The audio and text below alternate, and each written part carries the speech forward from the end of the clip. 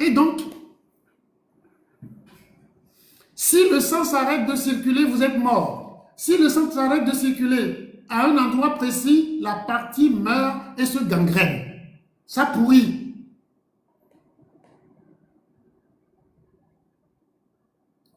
Cela dit, de la façon dont je le partage là, on ne peut pas te faire croire que l'hypertension, est un problème. Ce qui est faux, ce n'est pas un problème, c'est une solution. Une solution pour surmonter les obstacles, c'est-à-dire les cailloux, les plaques d'athérome.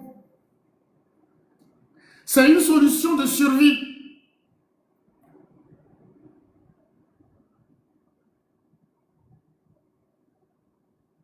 Vous voyez, c'est une solution de survie.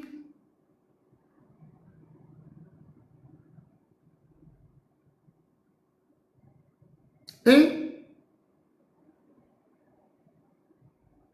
les gens aiment créer le chaos pour profiter du désarroi des gens, de la masse, ont préféré présenter cette solution divine comme un problème véritable, tueur.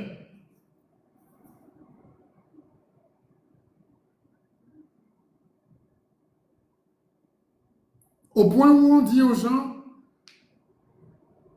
l'hypertension a tué ci, a tué ça, et autres, alors que,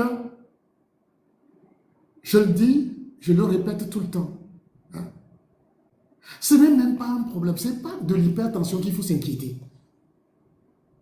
Tant que tu peux avoir cette chance-là d'élever la force en toi pour que le sang circule, tu as encore la vie.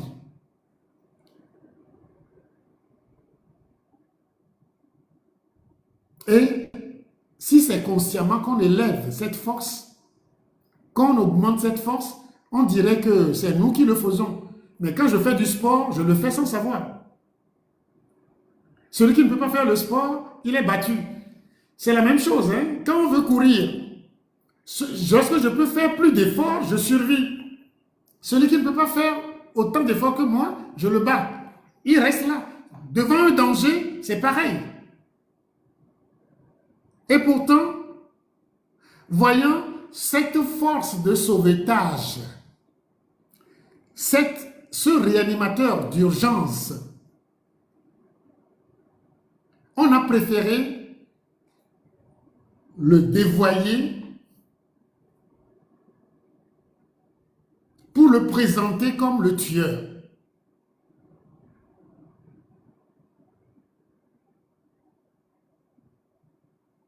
Et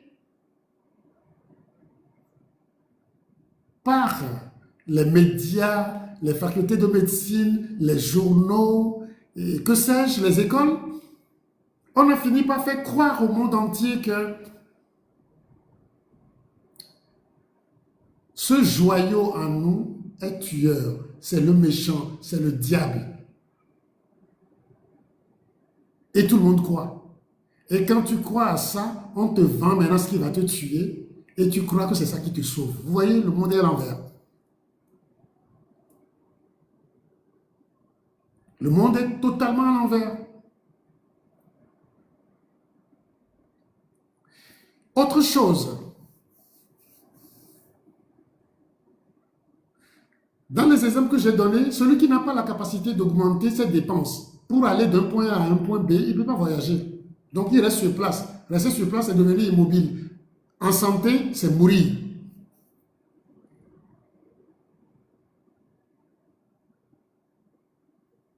Vous voyez? C'est mourir. Et nous savons que lorsque il n'y a plus circulation des biens des personnes, la communauté meurt. Ça se disloque. La circulation des personnes et des biens, le fondement d'une communauté, c'est la circulation sanguine qui est le fondement de notre corps, qui est une communauté aussi de 8 000 à 300, de 8 000 milliards à 300 000 milliards d'individus.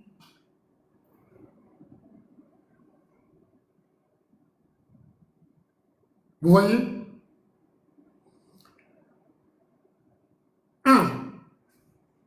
Ce que je partage aujourd'hui, que les gens doivent savoir, c'est que l'hypertension qui est factuelle, qu'on peut mesurer, n'est pas un problème. N'est pas un problème du tout. C'est une solution à un problème. Au pire, c'est un messager.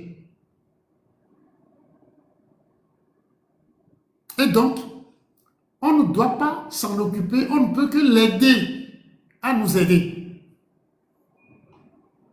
C'est-à-dire en dégageant les voies. Donc, vous voyez déjà, pour guérir de l'hypertension faussement tueur, cet innocent tueur condamné tout le temps, il faut d'abord guérir de l'aliénation mentale du tueur, comme le loup imaginaire. Le loup imaginaire, c'est l'épouvantail du loup qu'on a mis dans le champ, qui fait peur aux moutons. Et le monde entier est devenu un monde de moutons. Et même les médecins.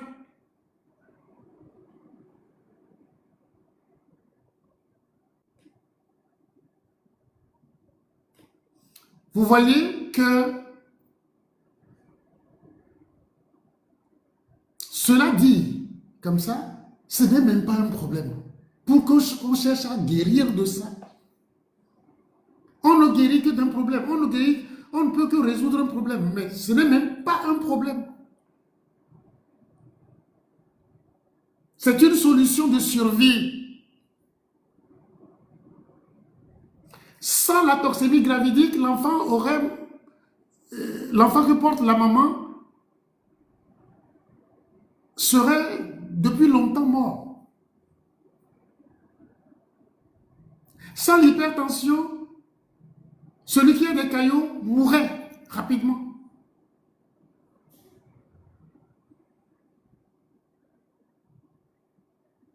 Mais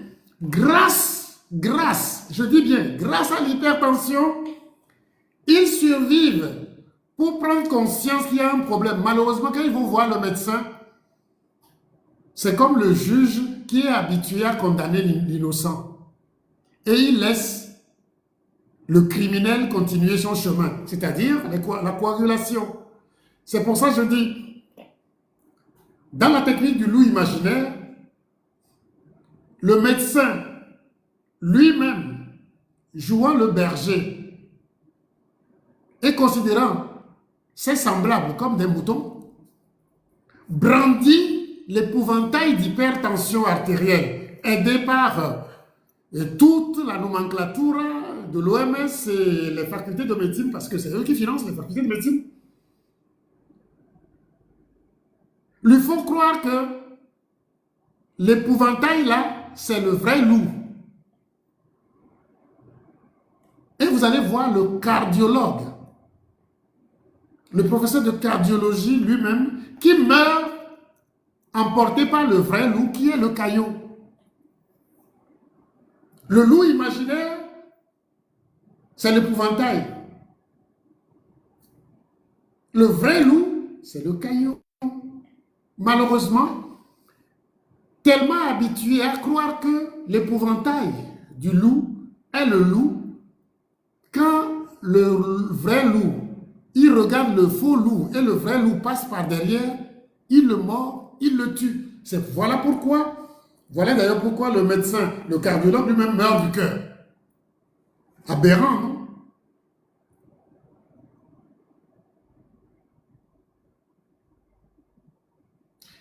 Mieux, regardez un peu.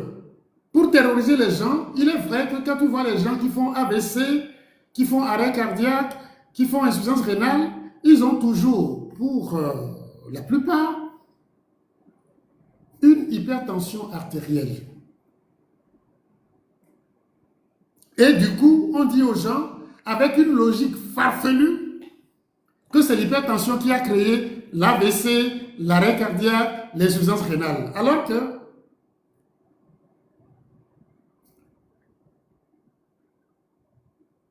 l'AVC et l'hypertension sont en corrélation. Il n'y a pas de relation de cause à effet.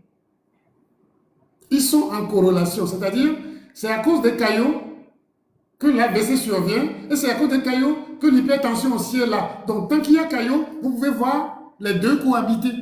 Ça ne veut pas dire que l'un entraîne l'autre.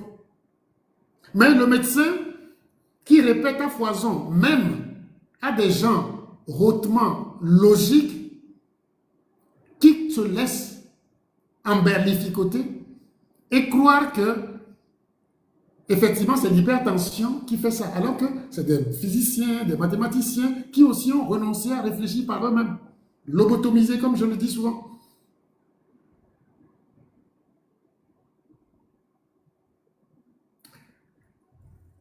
Comprenez que l'hypertension n'a jamais créé des problèmes à quelqu'un. Je dis jamais, ni hier, ni aujourd'hui, et ça ne sera pas demain. Je le dis, je serais heureux que quelqu'un se présente en physicien, en prix Nobel de médecine, en cardiologue, ouin vraiment, pour me démontrer le contraire.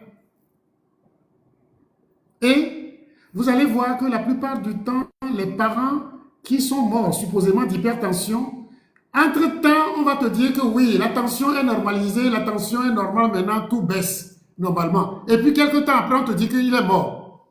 Pourquoi? Parce que en voulant baisser la tension, qui faisait survivre le monsieur ou la dame, vous lui enlevez la vie. Et pourtant, entre-temps, les gens étaient contents parce que non, mais la tension maintenant, ça baisse petit à petit, ça baisse. Oh, la personne est en train de mourir à petit feu. Regardez, je vous dis, faites une petite étude, vérifiez tous ceux qui sont morts, supposément d'hypertension. Voyez leurs histoires en réanimation ou en soins intensifs. Vous êtes stupéfaits. Et c'est les mêmes chansons médicalement, comment l'appelle-t-on, accompagnées. On te raconte les mêmes histoires, comme si on est écervelé. Et on l'accepte.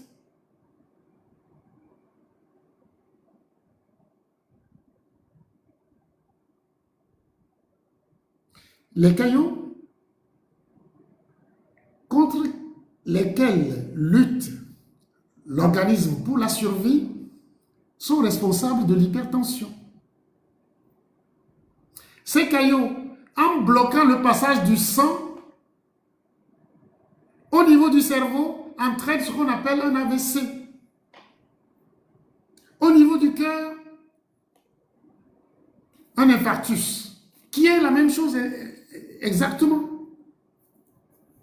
Au niveau du rein, pareil. Au niveau des autres organes aussi, pareil. Des membres, pareil.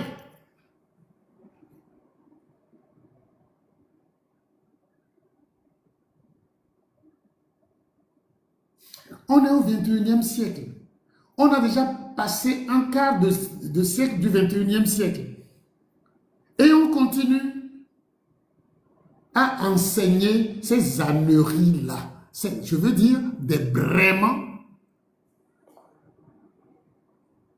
pas du tout scientifiques, mais encadrés scientifiquement, comme les gens croient qu'il suffit de dire je suis de science ou je fais la science que tu deviens scientifique. Avec de gros mensonges bien encadrés. Hein? Je dirais même des mensonges sacerdotaux. Sacerdotaux. Consacrés.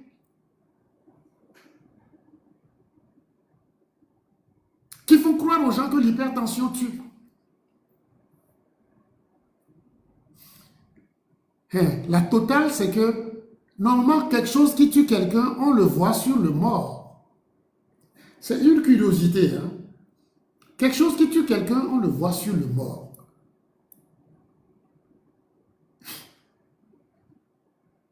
Hein? Mais personne n'a jamais vu l'hypertension sur un mort. Jamais. C'est pas suffisant pour savoir que l'hypertension n'a jamais tué quelqu'un. On n'a jamais vu l'hypertension sur un mort. Si un poison tue quelqu'un, on voit le poison. Mais l'hypertension, c'est tension zéro. C'est pas curieux ça?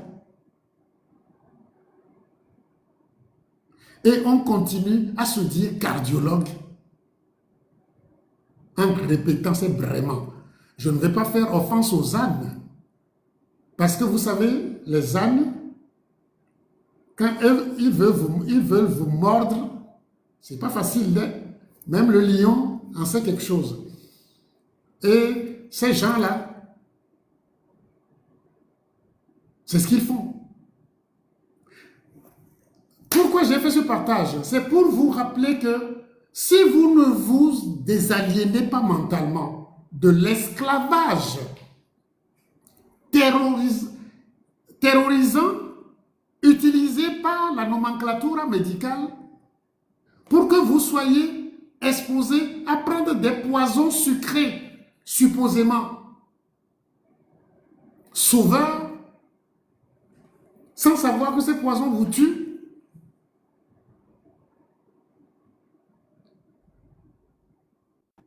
C'est parti pour encore longtemps.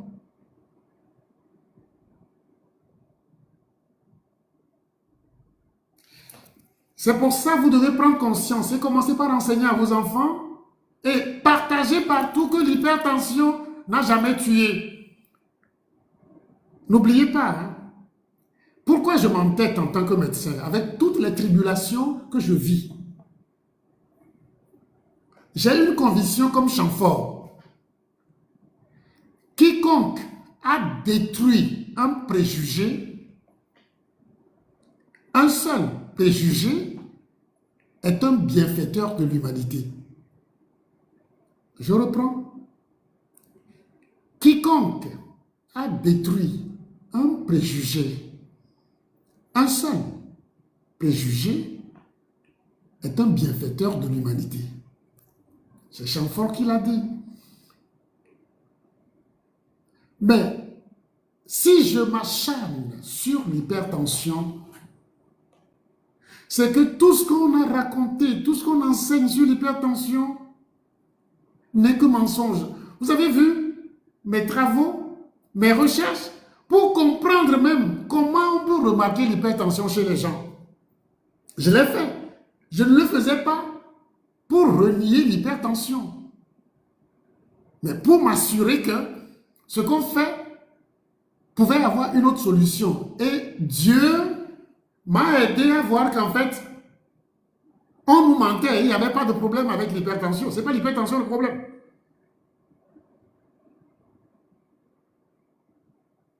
Ça n'a jamais été le problème.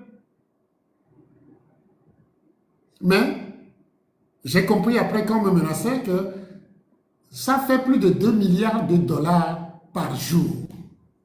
Rien que les médicaments. Je ne parle pas des consultations, des analyses de gauche à droite qui même font tout sans demander les dédimères.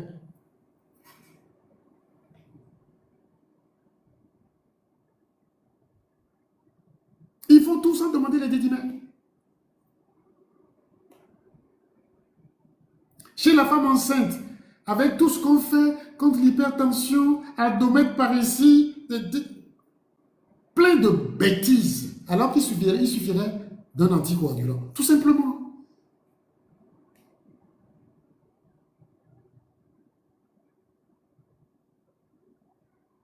Il suffit qu'on vienne vous dire, non, c'est l'hypertension le coupable. C'est l'hypertension le tueur. Un faux tueur. Mais, étant donné qu'on le prête aux morts, ça devient une opération sous fausse bannière, sous faux drapeau. Oui, c'est les djihadistes qui tuent, alors que c'est l'impérialisme qui finance le djihadisme pour tuer. Et l'impérialisme invite des gens pour tuer, et on voit les djihadistes avec des armes qui ne savent même pas manipuler. Et on dit que c'est les djihadistes qui tuent. C'est la même chose. L'impérialisme ne sait pas raisonner autrement. Ordo ab chaos. L'ordre à partir du chaos. Ils savent créer le chaos pour exploiter la peur des gens, la détresse des gens, pour les déguerpir. Les gens parlent chaque fois de Nuremberg pour l'Afrique et autres, mais notre corps a subi ce qu'il y a de pire, 1000 fois pire que Nuremberg. La spécialisation qui est censée permettre une maîtrise savante de notre santé, malheureusement, nous a conduit dans un état où plus personne n'est en bonne santé. C'est-à-dire, on est rentré dans un état moins que les animaux qui n'ont pas de sciences enseignées dans des universités, mais qui se portent très bien.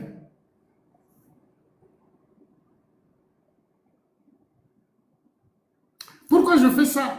C'est que vous ne pouvez plus faire confiance au système organisé pour sauver votre vie. Votre vie, c'est la circulation sanguine. La mort, c'est l'arrêt de la circulation. Pour qu'il y ait mort, il faut que, en dehors des hémorragies et des attaques, il faut que le sang, la circulation diminue. La circulation ne peut diminuer que par la coagulation et la viscosité. Pour vous tuer. Si vous prenez conscience de ça, vous allez voir que, étant donné qu'on veut votre mort, si vous ne pouvez pas payer la rente, on préfère vous empoisonner. On préfère vous empoisonner pour que vous achetiez les médicaments, mais pour de fausses maladies. Au lieu de vous vendre des anticoagulants, on vous vend je dirais des hyper-tueurs. Ce n'est pas des anti-hypertenseurs, c'est des hyper-tueurs.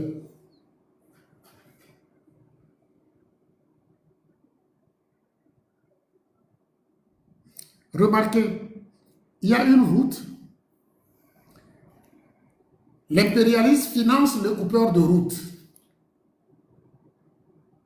Et après, il envoie les agents de sécurité pour assurer votre sécurité. Et dans tout ça, vous devez payer la rente. Vous ne trouvez pas que c'est bête? Vous croyez que c'est seulement dans le système de sécurité qu'on le fait? Non. Ce n'est pas dans les banques seulement. Votre santé aussi vit ça. Et l'exemple palpable, c'est l'hypertension artérielle, qui est innocent. Il n'a jamais tué. On le condamne tous les jours. Il n'a jamais tué quelqu'un. Les juges sont corrompus.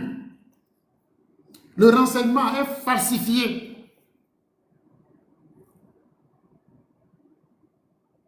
Et l'ange est condamné. Ceux qui connaissent l'histoire de Jésus, s'il n'a jamais existé, c'est exactement la même chose. Quand tu fais du bien, on te condamne. Quand tu dis la vérité, on te condamne. Et l'hypertension est condamnée de la même façon. Vous voyez que nous sommes trop intelligents pour être diaboliquement bêtes. Avec nos gros diplômes, on est diaboliquement bêtes.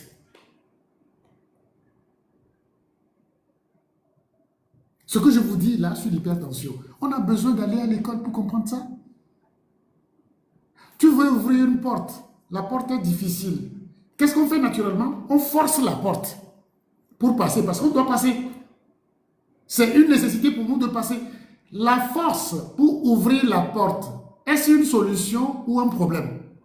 Si je ne veux plus forcer la porte, je répare la porte qui a le problème. Ce n'est pas ma force que je dois réparer, parce que dès que je répare la porte, je passerai. Mais Si je diminue ma force, je ne pourrai plus ouvrir la porte et passer. Ça veut dire que je suis condamné.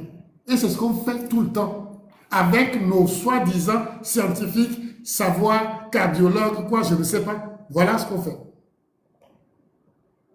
Je l'ai fait aussi parce que je devais passer dans le moule pour avoir mon diplôme. Et je le faisais de bonne foi.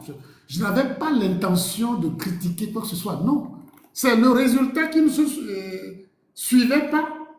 Quel que soit le protocole appliqué, qui m'a fait douter. Ça m'a fait tilt dans la tête.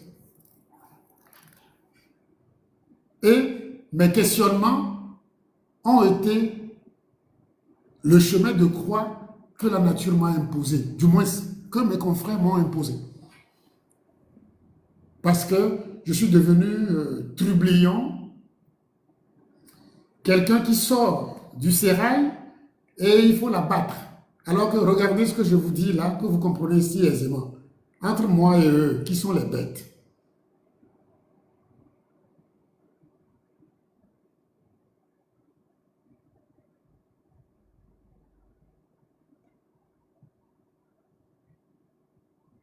Mais ce que vous devez savoir est que tant que vous continuerez à trembler devant ce mot hypertension, vous êtes foutu. Ça ne doit plus vous faire peur. La chose qui doit par contre vous faire peur, c'est les caillots. C'est les caillots, parce que c'est les caillots qui sont tueurs. Les vrais tueurs silencieux, c'est les caillots. Et je vais vous le dire, quand on donne du sucre à quelqu'un, on lui fait les dédimères 2 heures avant. Et on attend 2 heures après, on lui fait les dédimères. Vous allez voir la variation du sucre, des dédimères. Le sucre coagule. Le sucre est un poison. Le sucre est tueur. Mais c'est un tueur doux. Doux parce que ça vous flatte les papilles. Hein? La pire des drogues. Mais qu'on réclame. Imaginez que le sucre manque dans un pays. Vous allez voir comment les gens réagissent. Vous voyez, on adore nos tueurs. Comme d'habitude, les dictateurs sanguinaires, on les adore. Oui, mais c'est pareil.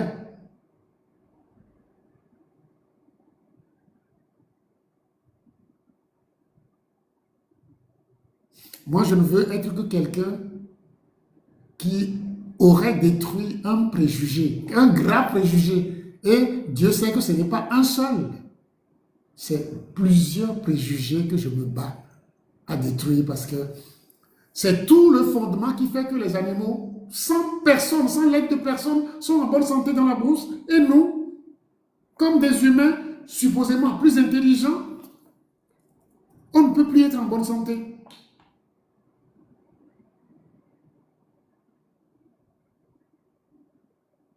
Hein? Quelle honte! Parce qu'on change des habits. L'animal a son poil tout le temps sur lui. Et nous, on change des habits, on croit qu'on est plus intelligent. Et quand quelqu'un récite comme un enfant de 7 ans qui récite tout le Coran, auquel il ne comprend rien, on dit il est brillant. Et voilà nos sociétés avec les brillants, on a vu. On ne peut plus condamner ceux qui trichent pour avoir les papiers. Ceux qui sont protégés pour avoir ces papiers-là, parce que le but n'est pas de comprendre la vie, d'avoir des connaissances et de sauver. Non, il faut réciter les savoirs, les supposés savoirs, et on devient des sachants.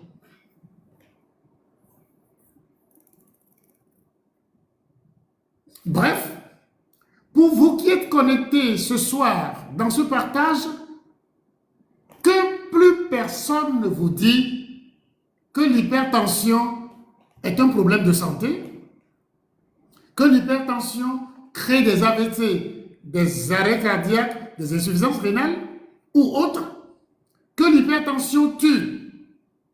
Je vous dis, c'est faux, faux et faux. L'hypertension n'a jamais été tueur. Jamais.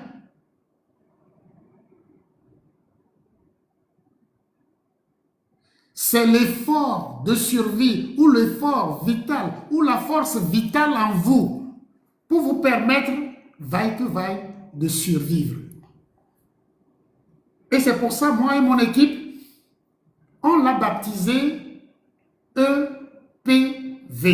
Au lieu de HTA ou bien HBP. Quand je dis HBP, je l'appelle en anglais parce que HBP, en français, ça fait hypertrophie bénigne de la prostate. Ce n'est pas de ça que je parle. Je parle de high blood pressure. Hein?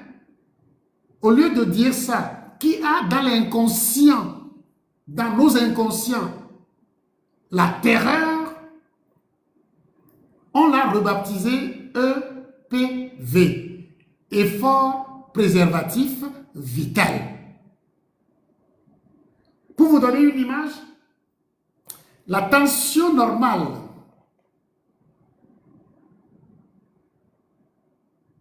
c'est 12,8.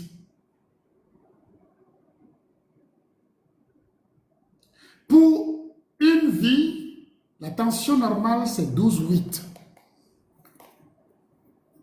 Ou bien 120 sur 80.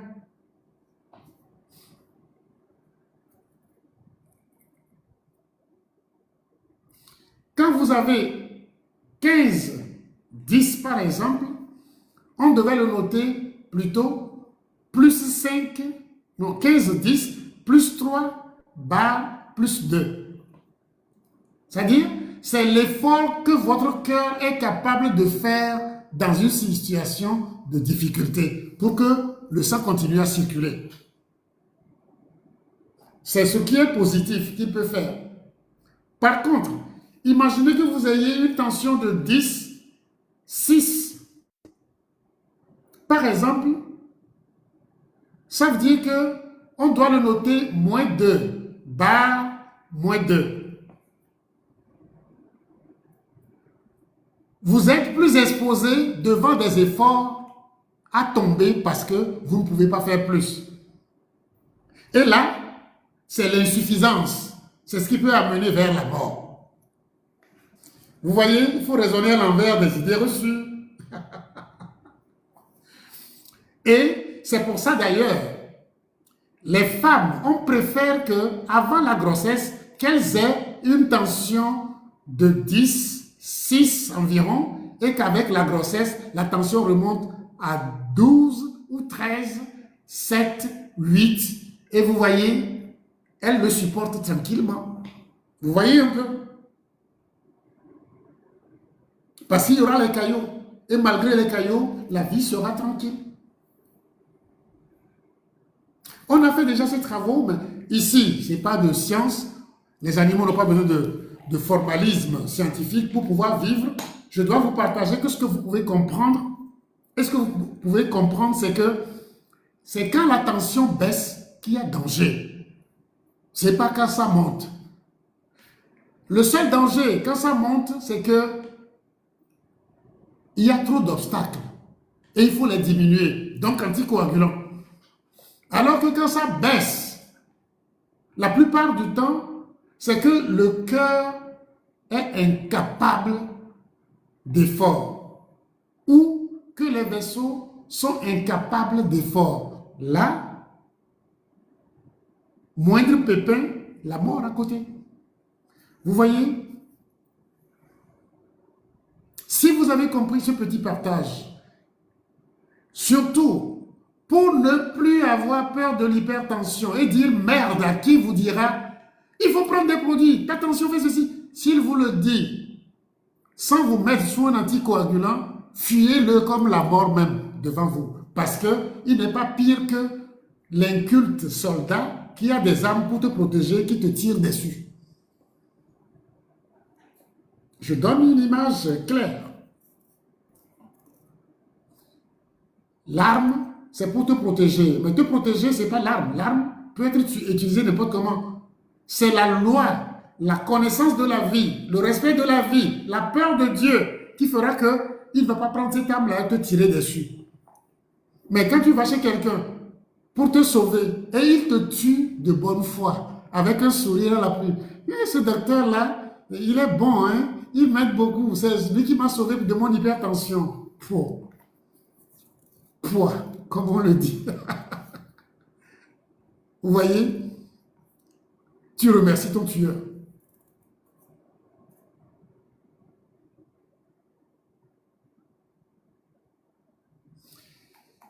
C'est lourd ce que je partage. Je regrette que même les likes n'ont même pas atteint 500 000. Hein? Parce que ce que je partage là, qui entraîne un chambardement. Comme le disait le professeur Koblevi dans mon bouquin, dans la préface, c'est un renversement total de ce que nous pensions. Mais je n'ai fait que croire en ce que Einstein disait. Pour préserver notre vie, sauver notre civilisation, nous devons raisonner à l'envers des idées reçues. Et Claude Bernard, le père de la méthode scientifique, disait, lorsque les faits que l'on rencontre ne s'accordent pas avec une théorie régnante, on accepte les faits et on oublie la théorie, quitte à les refaire. Pourtant, non, on soigne les gens, ça ne marche pas. On continue à soigner les gens de la même manière, ils continuent à mourir et on continue à le faire comme si nous étions des machines. Vous voyez le danger? Une machine mal programmée, une intelligence mal programmée qui se dit intelligent sera battue par l'intelligence artificielle bientôt. Si les gens laisse le gouvernement décider de quel aliment ils mangent et de quels médicaments ils prennent, leur corps serait bientôt dans un si piteux état comme les âmes d'autres vivant sous la tyrannie. Ce n'est pas ma phrase, hein? C'est Thomas Jefferson. Vous savez qu'il était président des États-Unis. C'est lui qui le disait. Et je vais vous dire ceci de Auguste Lumière. Tout chercheur qui découvre un principe s'écartant du conformisme est dans l'impossibilité de faire accepter ses idées. Vous comprenez ce que je vis? Vous êtes là et j'en suis content. Pourquoi? Parce que, au moins, ce chercheur trouve cependant satisfaction incomparable dans les témoignages de gratitude qu'il reçoit des malades guéris par ses méthodes. Et vous êtes l'énergie qui me fait vivre. Parce que les gens ne veulent pas abandonner leur caviar, champagne de criminels et de tueurs. La science, quand elle ne nous apporte pas la vérité, ça sert à quoi? Hein? Quand elle ne nous apporte pas la vérité, ça sert à quoi?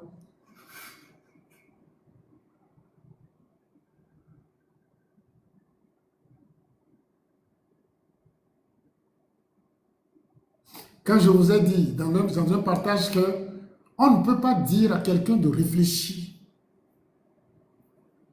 Quelqu'un qui comprend les mots que diabète donne insuffisance rénale. On ne peut pas lui dire ça. Il faut être illettré, inculte, ignorant pour croire ça et réciter bêtement ce qu'on lui offre. Vous voyez que... Est-ce que quelqu'un, selon vous, qui a accepté que l'hypertension tue, c'est ça là qui ne va pas accepter? Saint-Éric a envie de me poser une question, ou bien il y a des questions qui te brûlent les lèvres. Je vous laisse la parole. Excusez-moi. J'attends que vous finissez et puis... je vous laisse la parole. Je vous laisse la parole. Je vous laisse la parole. Merci quand même, merci beaucoup pour ce développement assez brillant sur cette question. On l'avait dit au début, c'est pas la première fois qu'on aborde ce sujet-là. Aujourd'hui, c'est encore important et c'est toujours d'actualité de revenir sur cette question. Et d'ailleurs, la preuve, c'est que dans le commentaire, il y a beaucoup de questions et des gens ont envie de poser des questions. Je vois, on demande des solutions déjà, mais il faut d'abord comprendre ce dont on est en train de parler. Parce que comme je l'ai dit aujourd'hui, un problème, lorsqu'on ne le reconnaît pas, lorsqu'on n'est pas d'accord que c'est un problème, on ne peut pas régler le problème. Et donc, c'est important qu'on écoute d'abord le message et puis après, on peut poser toutes les questions. Et alors, s'il y a des gens dans le commentaire ou qui nous suivent qui pensent peut-être le contraire, ils peuvent demander à monter dans le live et puis on règle ça en même temps, on tire tout ça là au clair. Donc, ceux qui veulent poser des questions liées donc au partage de ce soir, vous pouvez envoyer vos demandes pour monter, poser la question ou dans les commentaires, vous pouvez laisser et puis on répondra aussi. Il y a un auditeur dans le commentaire qui dit qu'il y a un cardiologue qui lui a promis de l'amener à la morgue pour identifier HTA sur les morts. C'est une bonne blague. Ce serait vraiment découvrir, comment l'appelle-t-on? Comment je peux dire ça?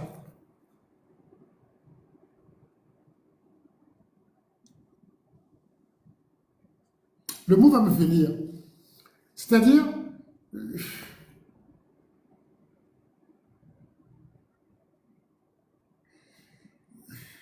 ce serait une autre création. Je préfère dire ça comme ça. Ce serait une autre création. Trouver l'hypertension sur le mort, ce serait une autre création. Même, je défie les anatomopathologistes, comme les pathologistes, comme on les appelle. Je défie, ils ne peuvent pas prouver, ils ne peuvent pas trouver l'hypertension sur un mort. Ils peuvent trouver que d'un vaisseau s'est éclaté, qu'il y a des caillots et autres. Ils ne trouveront pas, ils ne peuvent pas mesurer ce que je dis. Ils ne peuvent pas. Il n'y a personne, ça je le dis, sur Terre.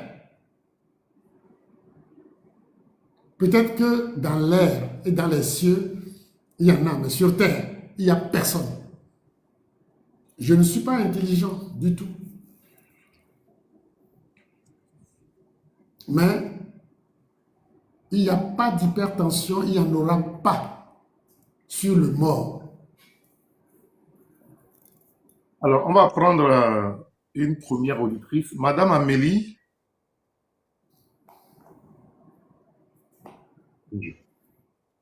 Tout va bien. Nous vous écoutons. Quelle est votre question?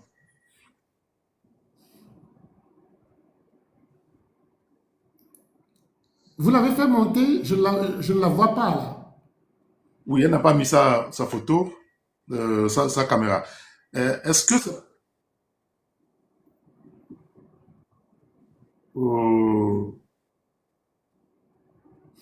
Quelle pose sa question? Allez-y.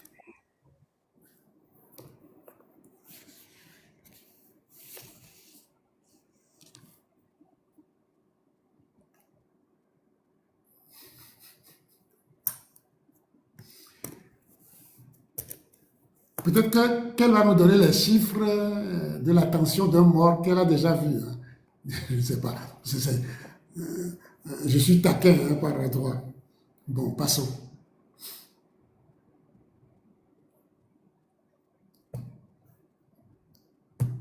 Elle a oublié sa question. Et parce que c'est pour faire le lien.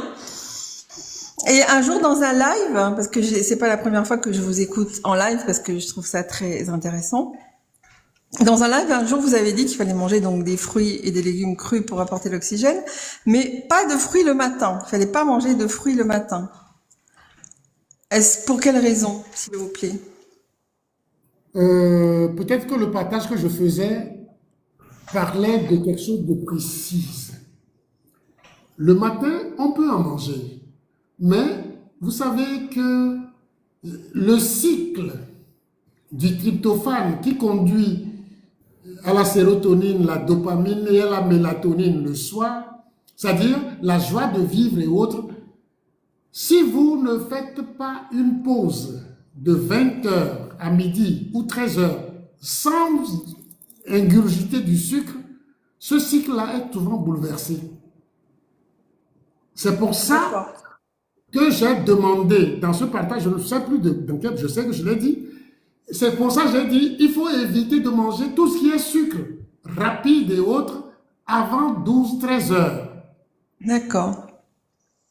Ok. Pour que le cycle normal qui permet, avec le tryptophane, de faire la dopamine, la sérotonine et autres, qui donne la joie de vivre, puisse finir très bien le soir en vous donnant de la mélatonine qui vous permettra de bien dormir et de bien vous régénérer.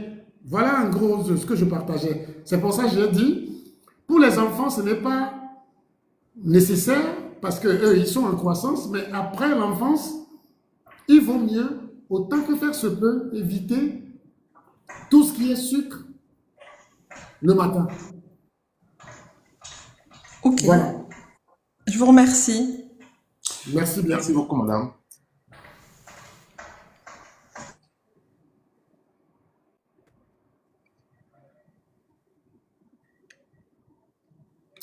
Une autre question? Oui, je vais monter une autre personne. Je m'occuperai des questions qui sont dans le live, dans le chat. Quand les gens demandent la solution pour l'hypertension, je leur dis l'hypertension n'est pas un problème. L'hypertension elle-même est une solution.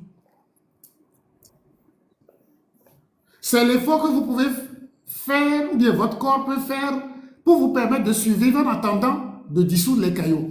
Donc, vous voyez le problème? Ce n'est pas l'hypertension. Je vous dis, c'est les caillots. Donc, allez chercher à comprendre le taux de caillots que vous avez sur vous, la coagulation que vous avez sur vous. C'est là le problème. Vous comprenez avec moi que les drépanocytaires qui ont le sang qui se coagule souvent, vous comprenez leurs complications de vie? Vous comprenez très bien. Vous voyez, la science, hein, elle est très simple. On n'a pas besoin de microscope pour comprendre ça. Il suffit de bien réfléchir. C'est une solution. Donc, ce n'est pas une solution à l'hypertension qu'il faut chercher. Non, l'hypertension est une solution. Bien. Saint-Éric, je vous laisse la parole. Oui, monsieur Egloman.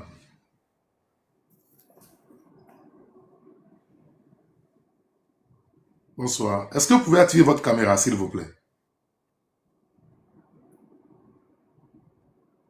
Oui, cliquez sur l'onglet qui est là, caméra, vous cliquez dessus et puis ça s'allume. Non, c'est pas fait, puisqu'on ne vous voit pas. Bon, allez-y. Allez-y quand même, allez-y. Posez votre question.